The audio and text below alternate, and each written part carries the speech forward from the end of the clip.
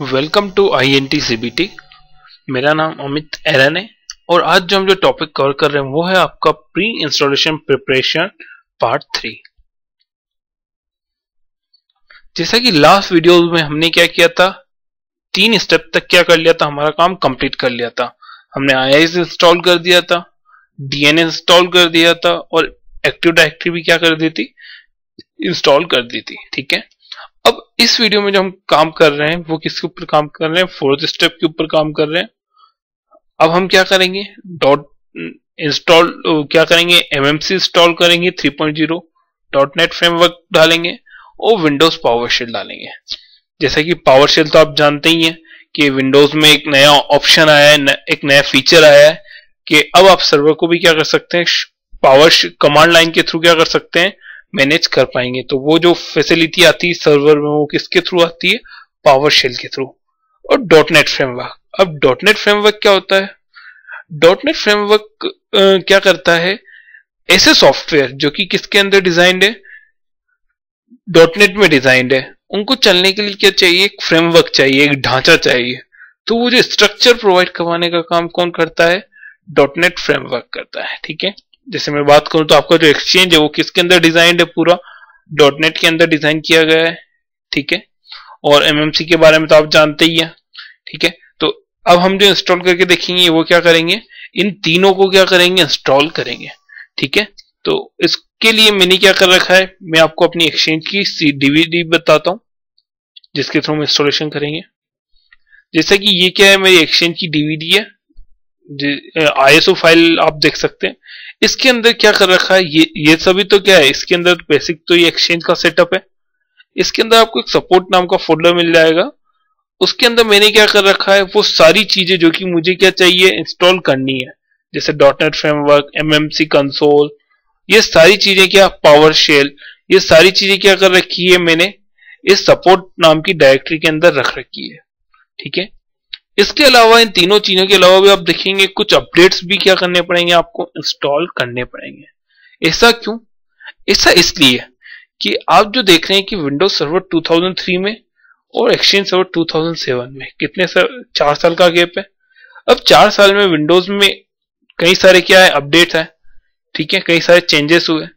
तो आपके सर्वर 2003 को एक्सचेंज सर्वर 2007 के लेवल तक लाने के लिए आपको क्या करने पड़ेंगे, कुछ अपडेट्स क्या करने पड़ेंगे, ये इंस्टॉल करने पड़ेंगे। ठीक है, वैसे मैं बात करूं तो एक्सचेंज का जो सेटअप है वो भी क्या है, बहुत समझदार है। जब आप एक्सचेंज को इंस्टॉल करते हैं तब वो कॉपी, ऐसा नहीं कि डायरेक्टली फाइलें कॉपी करना स्टार्ट कर देगा, ऐसा नहीं। वो क्या करेगा, पहले रेडीनेस चेक करेगा कि आप रेडीनेस में वो ये चेक करेगा कि आपका कंप्यूटर जो है वो इस एक्सचेंज सर्वर इंस्टॉल करने के लायक पोजीशन में आया है या नहीं। ठीक है, वो इसमें सब कुछ चेक करेगा कि .NET फ्रेमवर्क इंस्टॉल है या नहीं है, ये कुछ अपडेट्स हैं वो इंस्टॉल है या नहीं है, वो सारी चीजें क्या करेगा, चेक करेगा। अगर उसको मिला कि अगर .NET फ्रेमवर्क इंस्टॉल नहीं है या फिर MMC इंस्टॉल नहीं है, तो उस कंडीशन में क्या कर देगा, एरर दे देगा और आपको क्या दे देगा, एक लिंक दे देगा। आप उस लिंक के थ्रू कहां चले जाइए, इंटरनेट पे चले जाइए और उसको क्या कर लीजिए, डाउनलोड कर लीजिए। ठीक है, तो अब मेरे पास इंटरनेट कनेक्शन इतना अच्छा नहीं है, दैट्स वाई मैंने क्या कर रखा है, पहले से ये सारी चीजें क्या कर रखी है, डाउनलोड करके अपनी DVD के अंदर रख दी है। ठीक है, तो हम क्या करेंगे, इन चीजों को इंस्टॉल करेंगे स्टेप में। ठीक है, इस MMC .NET फ्रेमवर्क को पावरशेल इंस्टॉल करने के बाद हम क्या करेंगे, 5वें स्टेप में सर्वर रोल इंस्टॉल करेंगे, मतलब कि एक्सचेंज सर्वर के जो रोल्स है वो इंस्टॉल करेंगे। ठीक है, जब आप एक्सचेंज को इंस्टॉल कर रहे हैं तब आपको कुछ चीजों के बारे में ध्यान रखना चाहिए।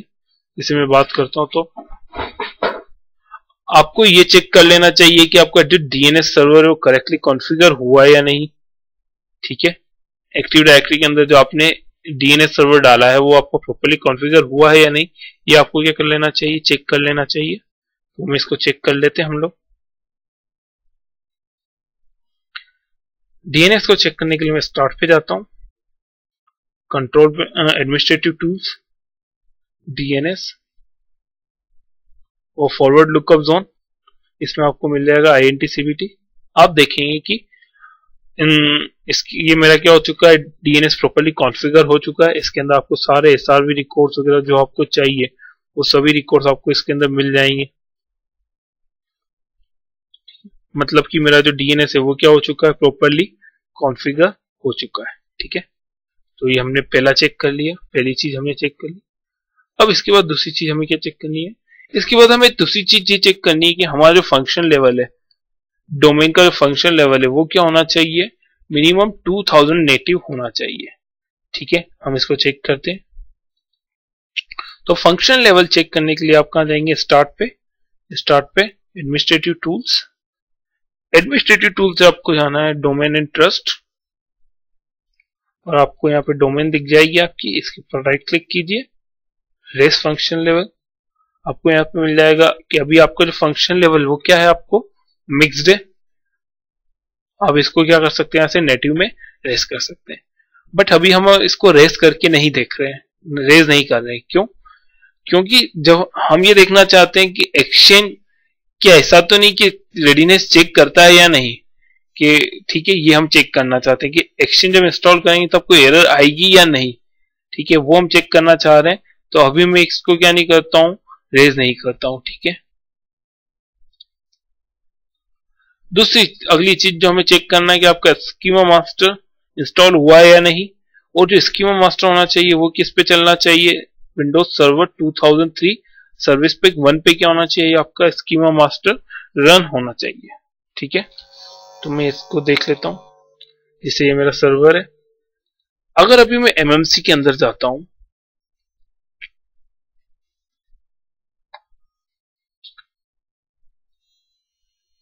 यहाँ पे मैं फाइल में जाके हेड रिमूव स्नैपन पे जाता हूं,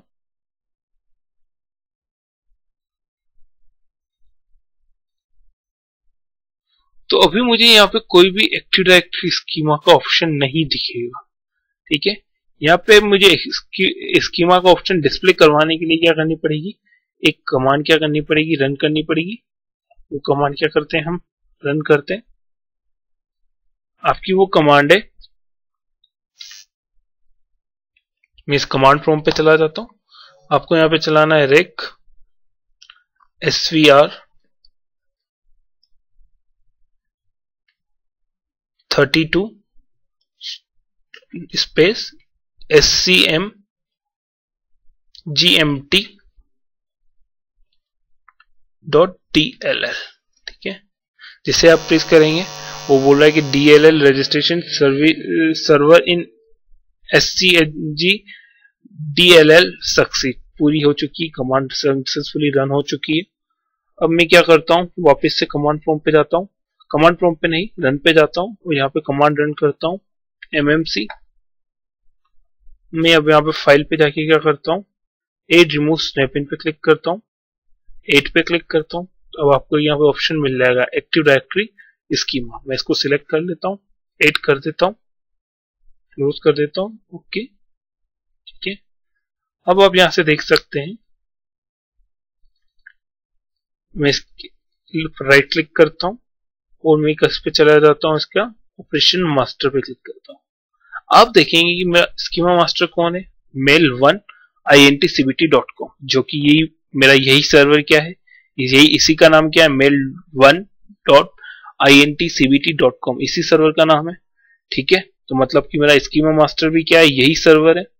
और अब मैं ये चेक कर लेता हूं कि मेरे सर्वर का वर्जन क्या सर्विस पैक 1 है या नहीं है, वो हम मैं चेक कर लेता हूं। तो इसके लिए मैं स्टार्ट पे जाता हूं, माय कंप्यूटर पे राइट क्लिक करके प्रॉपर्टीज में, तो मेरा जो सर्वर का वर्जन वो क्या है 2003 R2 है, और क्या है सर्विस पैक 2 है, मतलब कि हायर वर्जन है, तो कोई प्रॉब्लम नहीं है।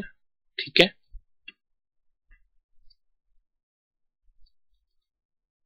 इसके बाद मुझे चेक करना है कि no exchange server 5.5 in exchange organisation, आपकी ऑर्गेनाइजेशन के अंदर कोई भी 5.5 का एक्सचेंज सर्वर नहीं होना चाहिए। ठीक है, अब मैं तो जानता हूं कि मेरे सर्वर मैं क्या कर रहा हूं, एक्सचेंज का फ्रेश इंस्टॉलेशन कर रहा हूं। मेरी ऑर्गेनाइजेशन में कोई भी एक्सचेंज का पहले से कोई भी एक्सचेंज सर्वर नहीं है पुराना। ठीक है, ये मुझे पता है, इसलिए ठीक है, तो ये हमने सारी स्टेप्स क्या कर ली है, चेक कर ली है।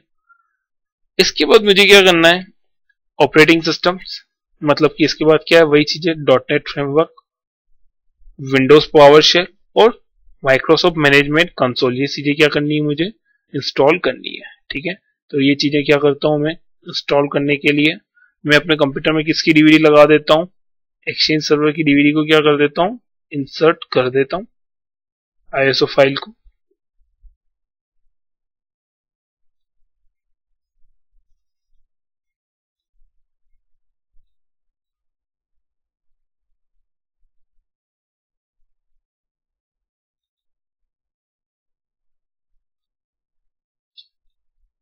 आप देखेंगे कि ये क्या आ चुका है, मेरे एक्सचेंज सर्वर का विजार्ड आ चुका है। ठीक है, उसने पहले ही बोल दिया आपसे कि स्टेप 1 में आपको क्या करना है, डॉट नेट फ्रेमवर्क डालना है और इंस्टॉल एमएमसी डालना है, और थर्ड स्टेप में क्या डालना है, पावर शेल डालना। उसके बाद क्या डाल पाओगे आप, एक्सचेंज सर्वर डाल पाओगे। आप देख सकते हैं कि सेकंड स्टेप मेरी हाईलाइटेड है, हाईलाइटेड नहीं है, क्यों, क्योंकि इसके अंदर जो पहले से जो वर्जन है एमएमसी का वो क्या है, 3.0 पहले से वर्जन है, इसलिए वो क्या हो गया, अनहाईलाइट हो गया है। ठीक है, बाकी अब मुझे क्या डालना पड़ेगा, डॉट नेट फ्रेमवर्क डालना पड़ेगा, और पावर शेल तो अभी भी क्या करने पड़ेंगे, इंस्टॉल करने पड़ेंगे। तो इसके लिए मैं अपने स्टार्ट पे जाता हूँ, स्टार्ट पे माई कंप्यूटर ओपन करता हूँ। जैसे मैंने आपको बताया था कि सपोर्ट नाम की डायरेक्टरी के अंदर मैंने ये सारी चीजें रख दी है, तो मैं सपोर्ट पे जाता हूँ और अब मैं यहाँ पे सबसे पहले ये रहा मेरा डॉट नेट फ्रेमवर्क, इसको सिलेक्ट कर लेता हूँ।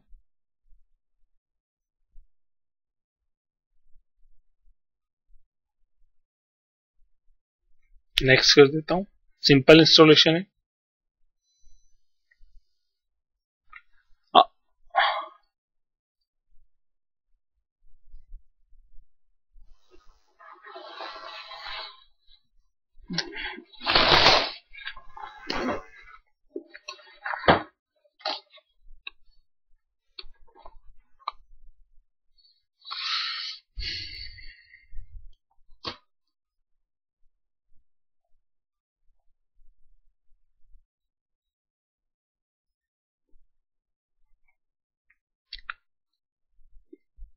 इसके इंस्टॉलेशन में थोड़ा सा टाइम लगेगा। ठीक है, तब तक हम वीडियो को कर देंगे, पॉज करता हूँ। पॉज करने से पहले मैं आपको एक चीज और बता देता हूँ कि आप यहाँ देख सकते हैं कि डॉट नेट फ्रेमवर्क है, यहाँ पे आपको एमएमसी है, और उसके अलावा आपको नीचे दिख जाएगा पावर शेल, ये रहा आपका पावर शेल। बट इसके अलावा भी क्या डालने पड़ेंगे आपको, ये जो कुछ अपडेट है वो क्या करने पड़ेंगे, डालना पड़ेंगे। अगर आप ये अपडेट नहीं डालेंगे तब क्या होगा, एक्सचेंज इंस्टॉलेशन के वक्त क्या आ जाएगी, रेडीनेस, जब वो रेडीनेस चेक करेगा तब वो आपको क्या दे देगा, एरर दे देगा। ठीक है, तो इससे बेटर वही है, और आपको लिंक दे देगा उसमें, तो आपको इंटरनेट से डाउनलोड करना पड़ेंगे। तो उससे ज्यादा बेटर वही है कि हम क्या कर लेते हैं, इन सारी चीजों को पहले ही क्या कर देते हैं, इंस्टॉल कर देते हैं। ठीक है, तो जब तक मेरा एमएमसी डॉट नेट फ्रेमवर्क क्या होता है, इंस्टॉल होता है, तब तक मैं क्या कर देता हूँ, वीडियो को पॉज करता हूँ। जैसा कि आप देख सकते हैं कि मेरा डॉट नेट फ्रेमवर्क क्या हो चुका है, सक्सेसफुली इंस्टॉल हो चुका है। ठीक है, मैं इसको फिनिश करता हूँ। अगर मैं एक्शन के सेटअप के अंदर देखता हूँ तो अब मेरा डॉट नेट फ्रेमवर्क भी क्या हो चुका है, हाईलाइटेड हो चुका है, अनहाईलाइटेड हो गया है। ठीक है, अब तीसरी स्टेप में मुझे क्या डालना है, डॉट पावर शेल डालना है। तो अब आप क्या कीजिए, ये जितनी भी चीज है इनको क्या कीजिए, सीरियल से क्या कर दीजिए, सभी को क्या कर दीजिए, इंस्टॉल कर दीजिए। तो मैं एक काम करता हूँ, इसके बाद जो एमएमसी है उसको इंस्टॉल करता हूँ। ये क्या है, पहले से मेरा आप जानते हैं कि मैंने आपको बताया था कि मेरा जो एमएमसी का जो वर्जन है वो क्या है, 3.0 ही है, इसलिए ये क्या हो रहा है, इंस्टॉल करने की जरूरत नहीं है। उसके बाद जो ये अपडेट्स है वो मैं इंस्टॉल कर देता हूँ।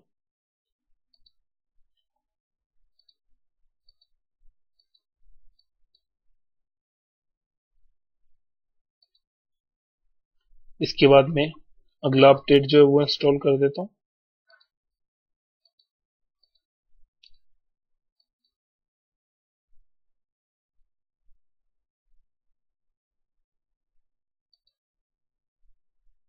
इसके बाद वापस से फिर जो मेरा अगला अपडेट है वो मैं इसको डाल देता हूँ।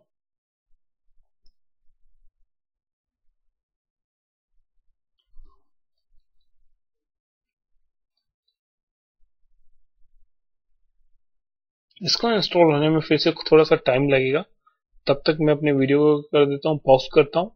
जैसे ही कंप्लीट होता है फिर से हम वीडियो को कंटिन्यू करेंगे। मेरा ये हॉट फिक्स भी क्या हो चुका है, इंस्टॉल हो चुका है।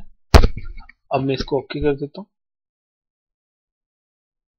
अब वो मुझे सिस्टम को रिबूट करने के लिए बोल रहा है, तो मैं क्या कर देता हूँ, रिबूट कर देता हूँ सिस्टम को। सिस्टम रिबूट होता है तब तक हम वीडियो को वापस से रोकते हैं। मेरा सर्वर क्या हो चुका है, रीस्टार्ट हो चुका है। अब मैं बाकी बचे हुए 2 अपडेट्स भी क्या कर देता हूँ, इंस्टॉल कर देता हूँ माई कंप्यूटर डीवीडी को ओपन करके। ये जो लास्ट के 2 जो अपडेट है वो भी क्या कर देता हूँ, मैं डाल देता हूँ।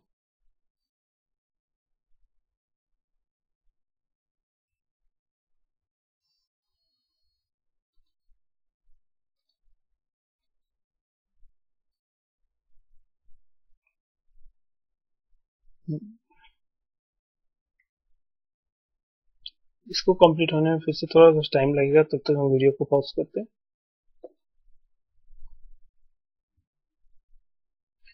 मेरा ये अपडेट भी क्या हो चुका है, इंस्टॉल हो चुका है। मैं इसको फिनिश कर देता हूँ। इसके बाद जो लास्ट चीज जो मुझे इंस्टॉल करनी है वो करनी है पावरशेल। मैं इसके ऊपर डबल क्लिक करता हूँ।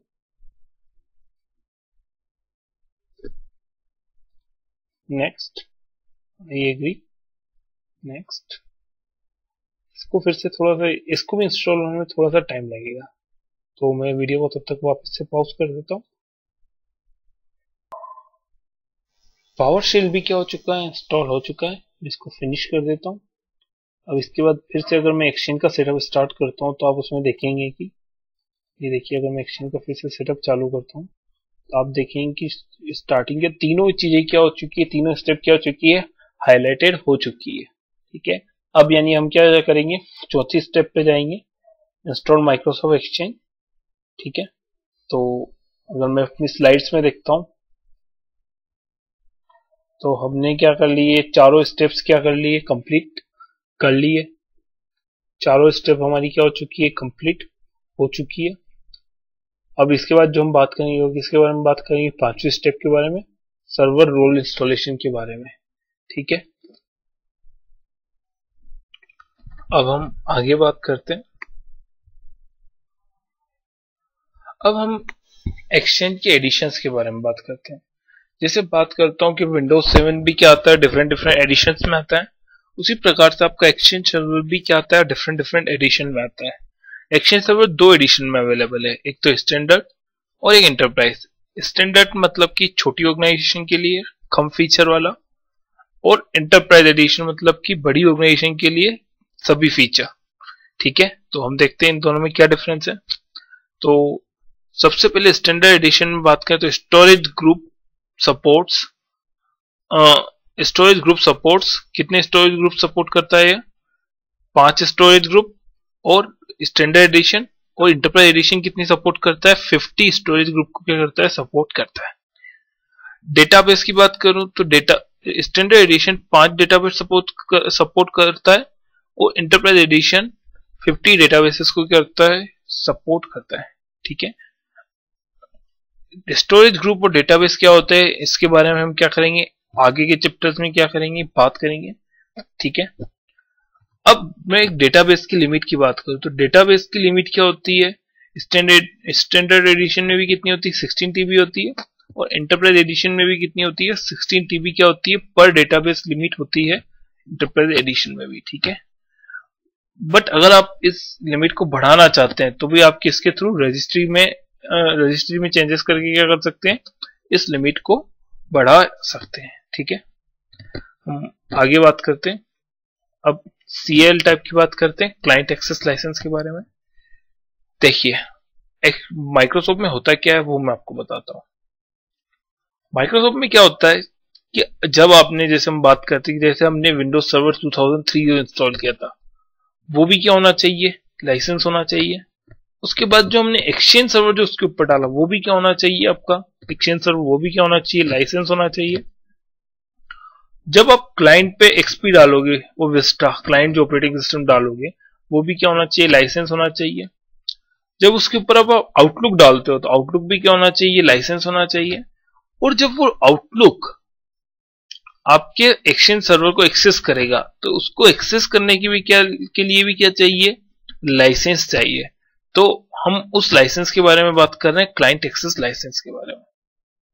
तो क्लाइंट एक्सेस लाइसेंस दो टाइप के होते हैं, एक तो स्टैंडर्ड सीएल और दूसरा जो होता है एंटरप्राइज सीएल। स्टैंडर्ड सीएल मतलब कि आप स्टैंडर्ड मेल बॉक्स एक्सेस कर पाओगे, मतलब कि आपके जो सिंपल मेल वगैरह वो है, जो वो सारी चीजें क्या कर पाओगे, एक्सेस कर पाओगे।